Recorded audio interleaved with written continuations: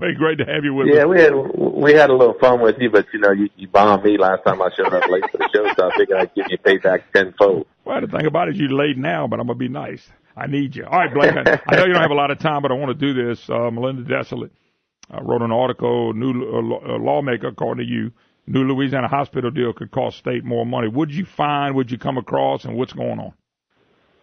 Well, I sent a letter to Governor Edwards basically asking for some information on the University Health Shreveport deal that they're negotiating currently.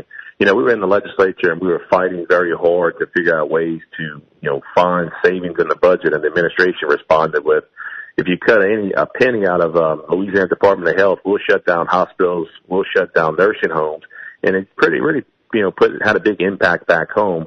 And with that in mind, and now we're starting to hear, we've heard some informal conversations about there needing to be another $40 million into the private-public partnership, which is a new private-public partnership that they're talking about having up there in Shreveport to run the Monroe and the Shreveport facility.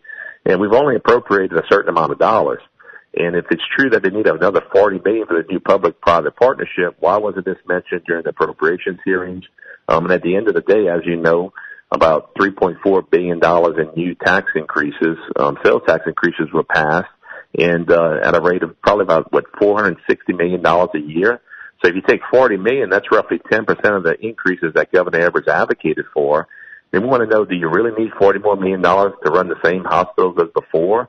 And my letter basically addresses, tell us what type of services the taxpayers additionally going to get for this extra $40 million, and where is the money going to come from?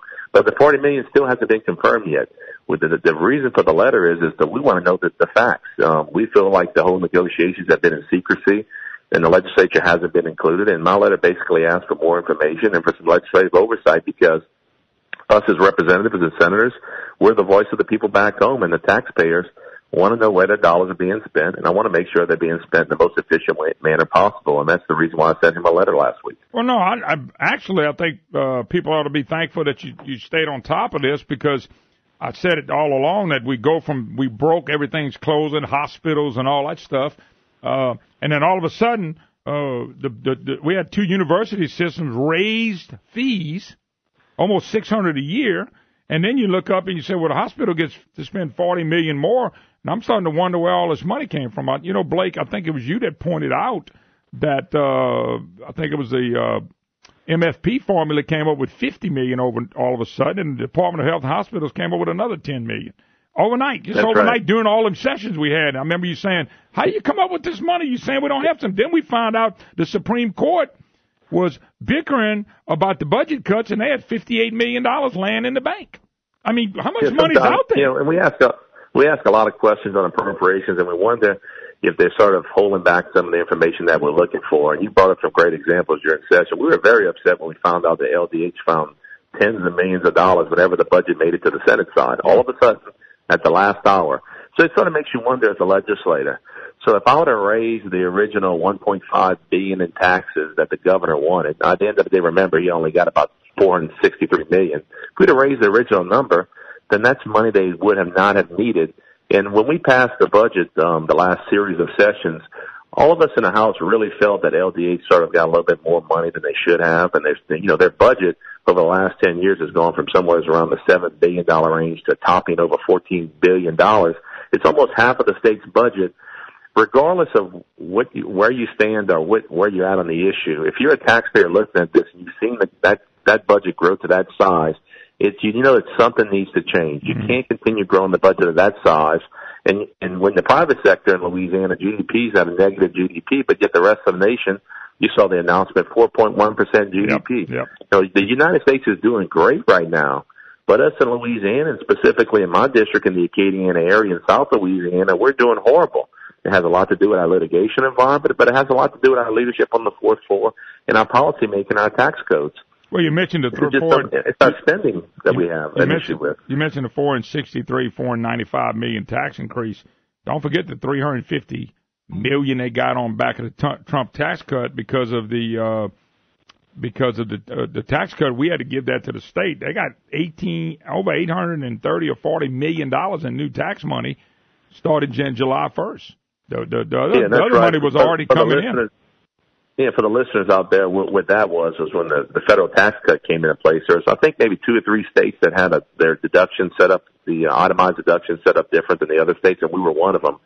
So effectively, when they got rid of some of the deductions but lowered the tax rate, it actually had an increase on how much the state would get, because you deduct your taxes paid on federal taxes when you do your tax return. So it actually meant more money for the state of Louisiana. It was sort of free money for the Edwards administration. And plus that, on top of the sales tax that was passed in the recent sessions. And if you look back, there's a lot of taxes passed since Governor Edwards has been in office. And, our standpoint is, I truly believe Louisiana has a spending problem. You can't simply continue to grow government at a rate of 2 to 1 over the private sector. And obviously the private sector is struggling because of some, litigation environments and bad policy making. I get it. You've got to figure out ways to cut back spending in that budget, and you're not going to do it by continuing to just keep throwing more money at the problem and continue raising taxes. Robert Travis Scott of PAR said after the session that looking at $1 billion deficit in 2 years. Now, that ain't me. That's Robert Travis Scott. I mean, he's got a good hold on it. Another $1 billion. So raising taxes didn't fix anything. If you got $1 billion in 2 years, wow. What do you do now? The problem today. It fixes the problem today, but it doesn't fix the problem tomorrow. I know you were sailing around on a cruise, probably eating 2 or 3. You probably had been at the buffet line about 2 or 3 times by the time I said this on your show when I hosted it. But I said my opening statements were, government is never satisfied. They're never satisfied with that last tax increase that they got from you, the taxpayer. They always want more money. So if you continue throwing money at a bad situation, they're going to keep on asking for more. If you don't look truly for your real problems, if you don't start instituting spending reform and start getting this economy back turned around, Louisiana's going to start looking like Detroit before long, and that's not what we want. We've got great people in the state. We got a great tourist industry. We got a great oil and gas industry. We're starting to diversify our economy. We got people that want to go back to work. We just need some policy making that allows for economic growth in Louisiana, and that's all we're fighting for in Louisiana at the Capitol. It's just a little bit of common sense that we need to put in Baton Rouge, and I appreciate you having me on the show and talking about the letter, because we need to talk about this more. The taxpayers of Louisiana need to stand up and say we've had enough. We want to be prosperous. We see our neighboring states are prosperous. Louisiana, we had everything that we need to be prosperous, and we want to go back to work. Last thing I'm going to hit you back on. I'll let you get out of here because I know you're busy. But when you did the program, you talked a little bit about the letter y'all received from David Calicut, the head of one of the hospitals here.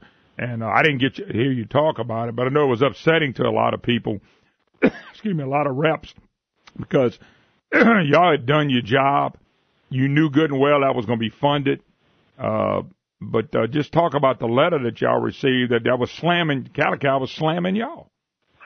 Yeah, we sort of received a letter basically Monday morning quarterback our lack of voting for those tremendous tax increases. And basically the premise of the letter is that, well, you've heard from our hospital employees and our patients, and they don't want the hospitals to close, and you turn your back on all of those people. And I told them, no, I never did turn my back on those people.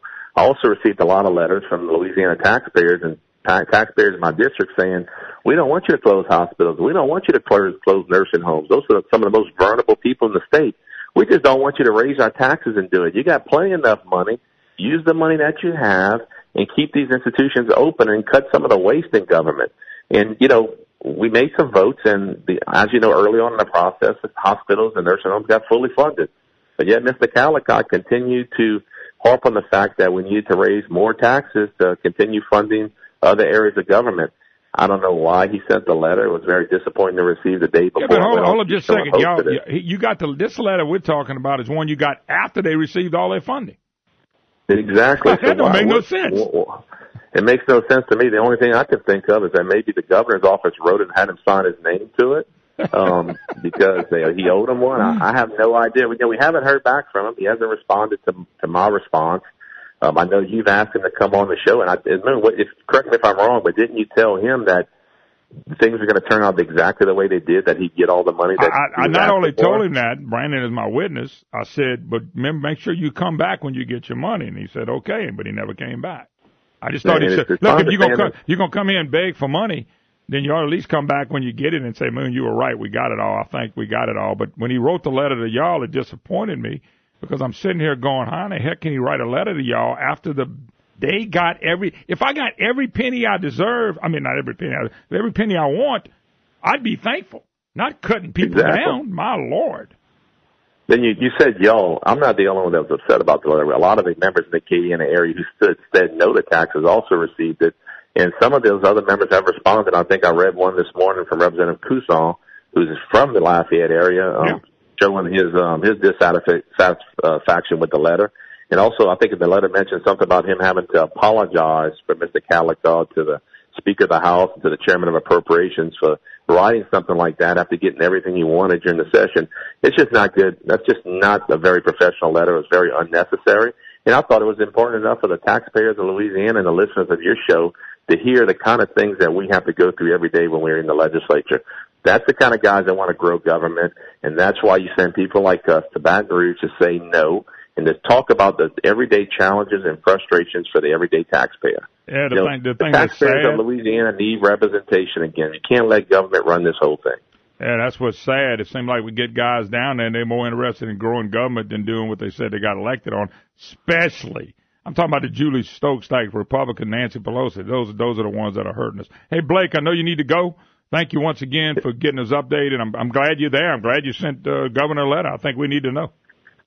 Thank you so much for having me on the show, and I want your listeners to know I'm going to continue fighting for the hardworking taxpayers in Louisiana, and thank you so much for the opportunity to represent you guys at the Capitol. All right, Blake Miguez, Representative Miguez. All right, Blake, thanks. We got to roll. 844-766-6607.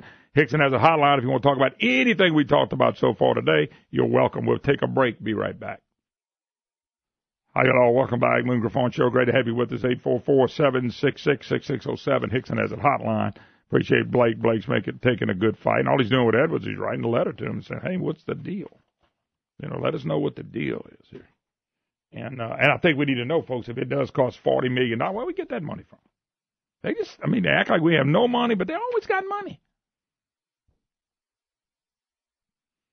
It's just, man, and I'm just disappointed. I mean, I'm just disappointed that David Calicott is the CEO of a hospital here, and he's gets everything he wants, and he goes after the lawmakers.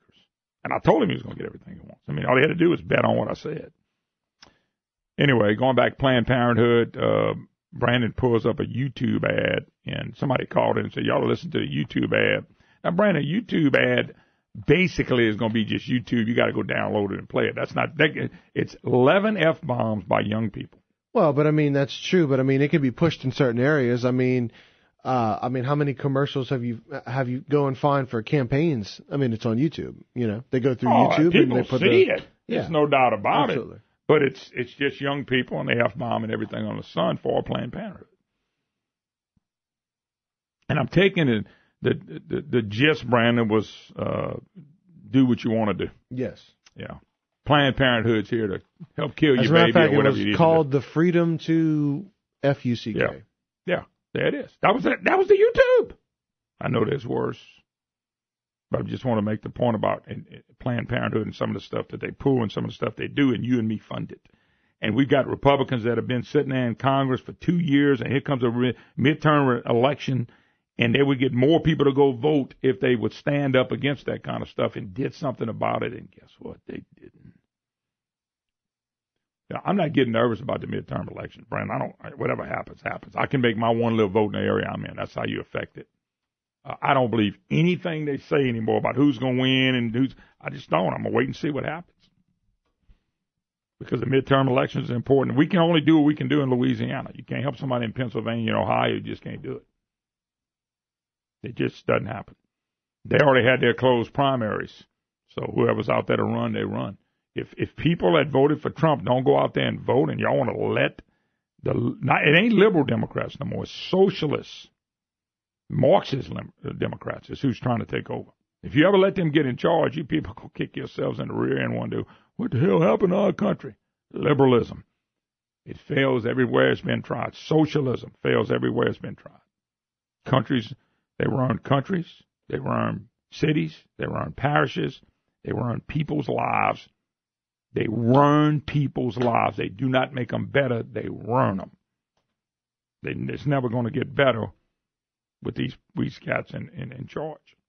844-766-6607. Hickson has a hotline. I saw all weekend headlines: boom in West Texas oil patch, lift wages and prices. The biggest boom is taking place. Louisiana's not participating. We're suing our oil companies. That's right. We're suing our oil companies. Booming everywhere. But here, lawsuits. Crazy. All right, we'll take a break. Be right back. You're listening to the Moon Griffon Show. Back, Moon Griffon Show. Great to have you with us. 844-766-6607. Hickson has a hotline if you'd like to be part of the program. Your opportunity to be a voice. All righty, let's go to Sandra on the road. Sandra, how you doing? Just fine, thank you, on this glorious day. Hey, girl, we got up. It's a glorious day. That's right, we all vertical. I understand. I was listening to your program about the forest fires in California, and last fall we traveled to South Dakota. We traveled over 5,000 miles just driving along, and we kept noticing these stacks of timber in the forest, the Black Hills of South Dakota and the other areas that we drove through, and they were all stacked like huge teepees. Yeah. And so we kept wondering what was going on. So we finally asked, and the people told us that is what they do to prevent forest fires. They clean the underlying brush and stack it up, and when the snows come in the winter, then they burn those remnants of the old trees and trash. By the way, that is what we always do, but in California, you can't do that. They don't want to hurt the environment. No. They don't want to kill the mosquito or the mosquito hawk or some stupid thing like that. And they've done it to themselves. Now, I do agree with the article I read that we building homes in places we never build them, just like we do on the coast, just like we do in California, and just like we've done in the Baton Rouge South and the Central and Ascension Parish. So when you get a lot of rain, it has nowhere to go. You don't blame it on man-made global warming. You don't blame it on the weather, because none of that's true. It's man-made, but it's not the weather. We've done this. And engineers that apparently are supposed to be really good had some mess-ups on some of them stuff. The Corps engineers, I've been watching these lawsuits against all these oil companies on the coast, which have nothing to do with it, in my humble opinion. Really, it doesn't. It has a lot to do with the diversion of the Mississippi River and all the nutrients and stuff it used to pour to grow things so the coast wouldn't do what it's doing now. But there's no money in suing the Corps engineers. You can't sue the federal government. So they can't sue the weather, so they sue the oil companies saying they got money. They suing, just like tobacco settlement. They sued them for money, and states got filthy rich. But they didn't stop anything from, we didn't create a better, healthy environment for anybody. We just got money for the state. That's all this is. Exactly. We got too many people that of the unknown are sticking their nose into what they think they know. I can promise you there's no such thing as man-made global warming. It never has been. It never will be. And no matter what they tell you, science, consent, that's all lunatic stuff. Every bit of it. Well, certainly is. But, look who we elect as our officials. No doubt. All right, thank you, ma'am. By the way, Brandon, they had an article today, Louisiana. This was yesterday in might have been the day. Let me see the date. The 5th, that was yesterday. Advocate. I view Louisiana lawyers can argue until coast is long gone. They probably will. It talks about what's going on. I was shocked. They said this. They said John Bell Edwards has tried to nudge coastal parishes into jumping on the lawsuit wagon. It's exactly what he did, and it's exactly why people won't invest in the oil and gas industry here. John Bell Edwards. Now listen to this. A potential boon to the trial lawyers who helped Bell Edwards get elected. Well, my God, how many times have I made that comment? Louisiana coastland, folks, was disappearing for years, starved from replenishing settlements by levees that limit the sweep of the Mississippi River as it flows toward the Gulf of Mexico. Wow, how many times have we said this? Now, they also say in years past, oil and gas operations accelerated the coast's decline by weakening local ecology. That's not true. They have given back more than anybody back into the industry. They haven't hurt anything. People are still fishing and everything. The coastal waters and the hurricanes and things like that are hurting us because of The diversion of the Mississippi River. If they want to sue somebody, sue the federal government because the Corps of Engineers. By the way, I know a lot of Corps people that are really good people doing their job. But the Corps of Engineers had more to do with anything.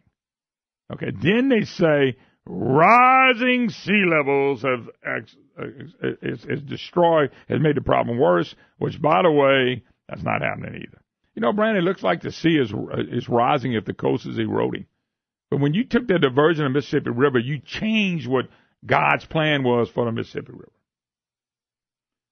It changed. You changed it. So why are you suing the oil companies? Because, Brandon, you can't sue the federal government, and you can't sue the Corps of Engineers. So they're looking at money, and there comes a governor. Here comes John Bel Edwards to the rescue for the state. Going to change everything with the leadership of the great Jay Dordon, who, by the way, has been screwing this state up since day one. Oh, he's a good man. He knows the budget better than you know the back of your rear end, Moon Griffon. Oh, I know he does. We needed him. I wonder why people didn't elect him first.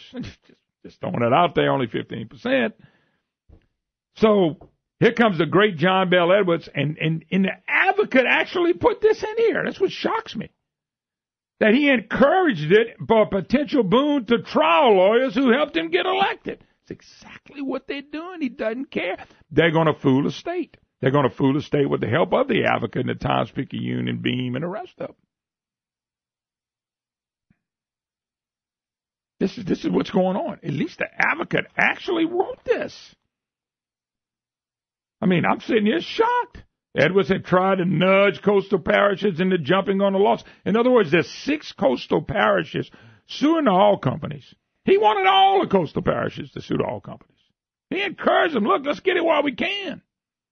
This guy cannot deny this. So if you have an oil and gas industry job in this state, you ought to be thankful. Everybody else has either gotten out the business or got the heck to Texas so they can go to work. And his buddies, the lawsuit happy lawyers that are doing this, they're not doing it in Texas. I wonder why. I wonder what law in Louisiana lets them just say, go get them, boys. And when these businesses and all these oil companies leave, they're not coming back. And that's what scares me for the areas we live in now. Because I'm reading, on the other hand, Brandon, I just shared with you, all boom, jobs, tax base, boom in West Texas. Here's the headline. Boom in West Texas oil patch lifts wages and prices. Yulee, Louisiana is one of the one states they're talking about and bragging about right now. Let's see. There's a company in Midland, Texas right now. Brandon, ready for this? He's tripled his workforce since 2016. Drawing workers from towns and cities hundreds of miles away. Yeah, Lafayette, Houma. Over half of the 1,200 employees now make, you ready, Brandon? Half of the 1,200 employees make more than $100,000. What it's done in raised wages for all these folks, it's unbelievable. This was happening, but not here. Right there, even the Advocate got it right, and they don't get it right much. This lawsuit, Happy, gets a boon to who? His lawmakers who will contribute heavy to his campaign. He cannot deny what I'm telling you, folks, because it's happening. Anyway, 844-766-6607. Hickson has it hotline. How you like that? You got 1,200 people, and 600 of them make over $100,000 a year, Brian. Not bad, huh? Does it make you not want to go in the oil and gas industry in Texas? Oh, man. I mean, think about it. That's a lot of money. Yeah, that's a lot of money. And they can't find enough people to hire. And you heard what he said. They're coming from hundreds and hundreds of miles to work there. And we got them from right here in our area, leaving to go over there because we got a governor who's suing the hell out of the oil companies. Makes no sense whatsoever. All right, when we get back, Cornelius and Mike. If Cornelius mentions pay raise, Brandon's getting his pay cut. I can't help it. I can't cut Cornelius' pay. All right, we got to take a break. 844-766-6607. Hickson has a hotline. Got to take a break. Be right back. Hi, y'all. Welcome back. Boone Griffon Show. Great to have you with us. 844-766-6607. Hickson has a hotline. Hope Dave comes back. He had a great comment on you know, Brandon, they're talking about getting rid of things off Facebook. Climate deniers. Well, I'm gone. Okay, so Dave came in here and made a great point. I told him to come in here and make it. That way I won't steal the glory. Yeah. So what we would do is, by the way, somebody just said, Moon, yes, you said at the start, God's design for the Mississippi was pretty good and had a purpose to naturally replenish the land and fertile nutrients. And we messed it up. Now we got to accept the consequences. It's either don't live in a flood plain or don't live with diminishing wetlands. But we can't have both without screwing something else up. That's pretty simple, Brandon. And that's what I'm telling you. There's no suit and money in the Corps of Engineers. The money's in oil and gas. Just like the money was in tobacco. They were making a lot of profit. Boom, lawyers went out there and got that money. They didn't heal. Nobody's getting healed or got better health care services because of oil and gas. I mean, because of the tobacco settlement. Nobody. States got rich. Hell, we used some of our money. Mike Foster, when I got mad at Foster used money because they had a budget deficit of about 80 or 90 million, Brandon, or whatever it was. Mm-hmm. He used that money. One-time money to fill a deficit. Same crap. Excuse my French. All right, here he is. We're going to get him on. Cornelius. Cornelius, what's up? Oh, wait, nope. We got Gene from from I'm sorry, Texas. Gene from Texas before. Yes. All right, Cornelius, you were after him. Gene from Texas, how you doing, sir? I'm all right. I'll be Cornelius if I need to. There ain't but one Cornelius, sir. I'm sorry. All right. I work in the oil and gas business in the insurance part of that, and Yes. travel all over the United States. Yes, sir. I had a friend of mine just returned from Venezuela. You don't want to build in the flood area, you don't want to build next to a tree, and you don't want to move to Venezuela. He said whenever the inflation was so bad down there, when he left town, the company office gave him a bag full of money, Venezuelan money, to pay for his breakfast on the way out. So the inflation is so bad that it takes a sack full of large denomination bills just to pay for breakfast at the airport coming out. Unbelievable. Wow. All right, brother. Anything else you want to add?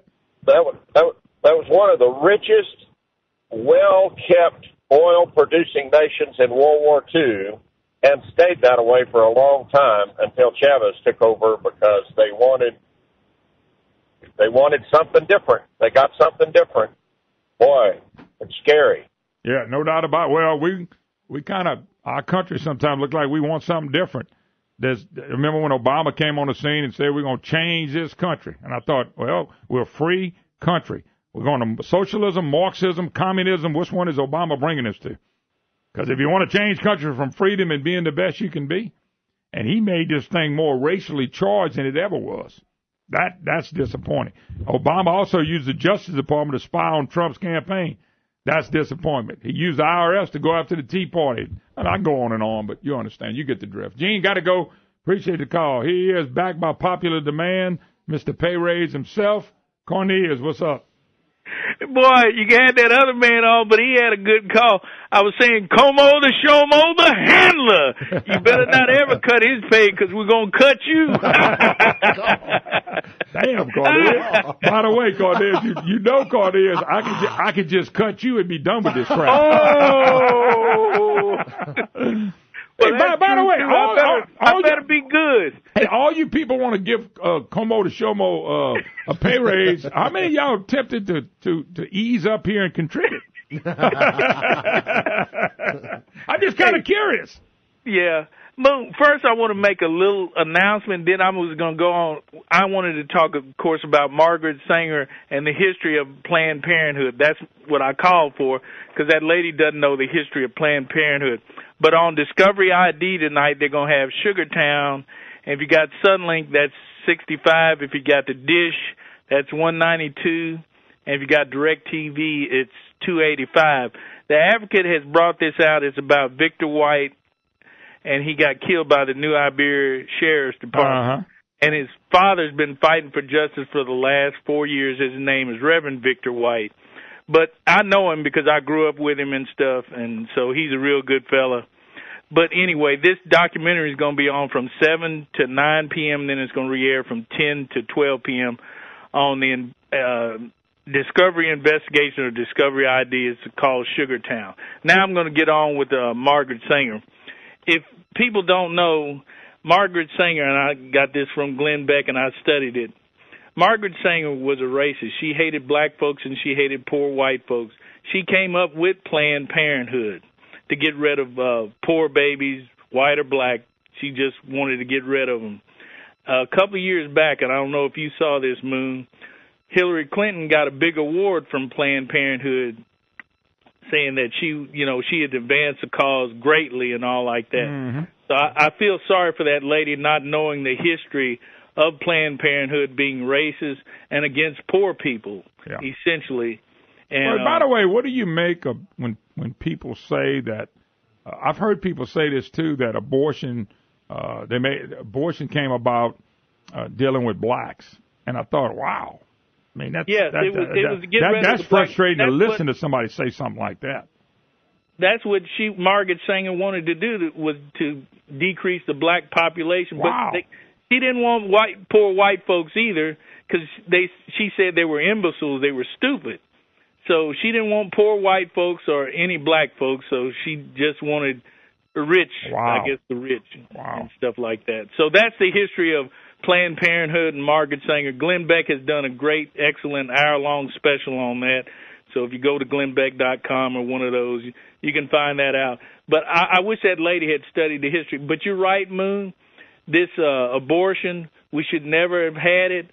You should have the child and love the child. If you can't love it, let somebody else love the child. Now, if the mother, in case of the mother, if there's complications, then that's the only way you ought to have an abortion, if there are complications. Well, you don't ever have an abortion. What you do is you try to save. This is what I've heard and talked about. Save both with the emphasis being on the mom.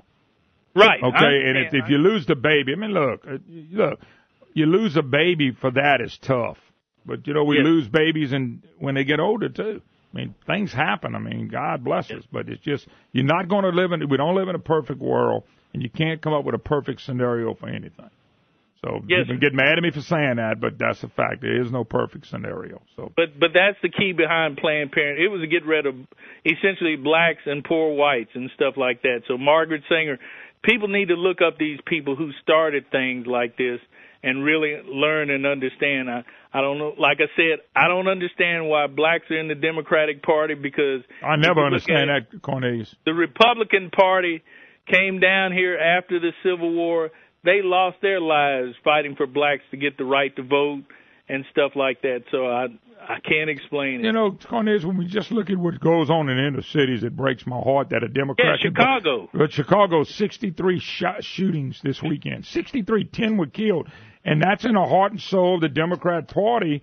And what frustrates me is the Democrat Party will go tell people how the Republicans and everybody are racist. They'll vote again, and then they still live. They'll still live in the conditions that they live in. And to me, that's very frustrating. You're voting for somebody who's blaming somebody else who's keeping you down. Taking money from people and giving money to somebody is never going to make them whole. I just don't understand why people do that. About Chicago, everybody needs to have a gun in Chicago. What it is, the gangs and stuff like that, they're getting the guns illegally, but the citizens can't get a gun because it's against the law to have a gun. Yeah, the other thing they're doing this time of year is what I'm reading is because there's a lot of people in Chicago. We went to Chicago a few years ago with Maddie, and there's so many people. They're hiding in the crowds. People are getting shot just go shopping or going to eat or having fun with their families. It's kind of getting bad. I mean, New Orleans got some of that, too. There was, 8 or 10 shootings a couple of weekends ago. That's Mitch Landrieu's legacy, the guy that, by the way, he told Oprah he has no plans to run for president. Well, that's not true because there's nowhere else he can run but president. Anyway, got to run. Thanks for the call. We got to roll. But, hey, terrific Tuesday tomorrow, Wednesday in Simmons Sporting Good. Looking forward to that in Bastrop, Louisiana. God bless. See you tomorrow, folks.